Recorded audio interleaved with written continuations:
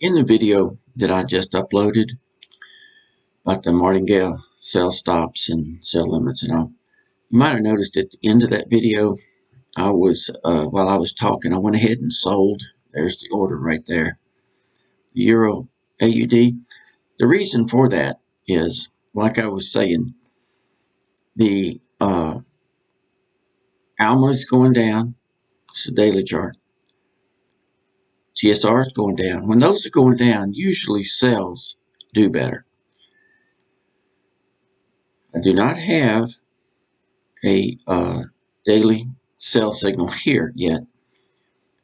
The QQE, which I didn't mention, has crossed below its signal line. QQE is a version of RSR, and it is crossing or attempting to cross below the 50 line. Both of those are important to me.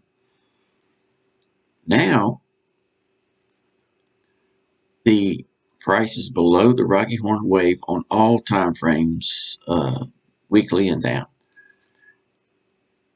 Now, that in the daily earlier was yellow, arrow up, arrow down. So in other words, it meant it was in the middle of the wave. Now the day's not over. The day is far from over. So the price might turn around and go back up and hit the and go above the wave by the end of the day. Who knows? But the day's not over. So anyway, oh, and also the price, like I mentioned, fell below the BB band stop.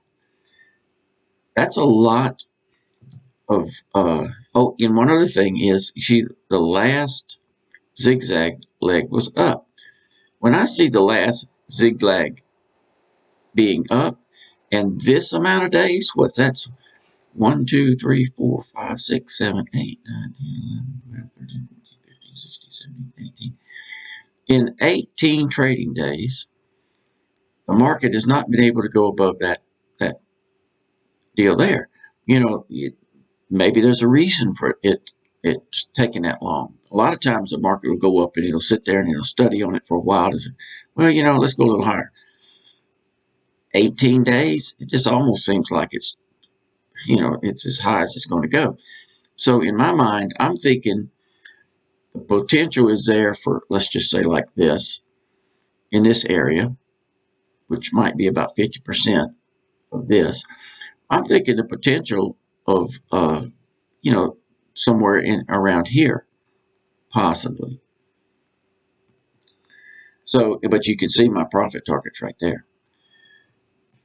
I'm not interested in making all this. I'm more interested in making like $10 a trade or something like that. I don't need very many $10 trades a day to make my, I'm going to call it just passive income, worthwhile. I don't need very many. And if I get a $50 trade, well, I mean, that's even a little bit better. But as long as I just keep plugging along, 10, 10, 10, and don't have too many losses, I'm happy. I'm not trying to get rich off this stuff. But anyway, that's the so we had 1, 2, 3, 4, 5, 6 reasons to sell. Now, of course, if you went to the lower time frames, there'd be a lot of other reasons.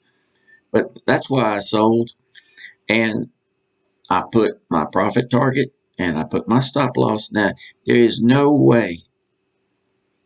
It would be very, very difficult for me or people in general to talk about profit targets and where they should be, and the risk to reward ratio. And people can't even agree on which comes first. Does the risk come first, or does the reward come first? They'll say 3 to 1. Well, what is 3? Is that the risk or the reward? It'd be very rare for anybody to talk about it and and derive anything from each other's thoughts. Very rare. I put mine where I feel comfortable. I'm comfortable losing that amount. I'm comfortable making that amount. And I'm not one of these people that tries to overthink it. I try to go with the odds. And I personally, I feel the odds are that this will go to here before this goes to there. And that's generally the way I put it. That's generally the way I do it. And especially when I have all these things in my favor. But I was just wanting to explain quickly, or maybe it didn't quick, I don't know, why I sold there on that one little thing. I'm not saying sell, not at all saying sell. I'm just explaining why I did.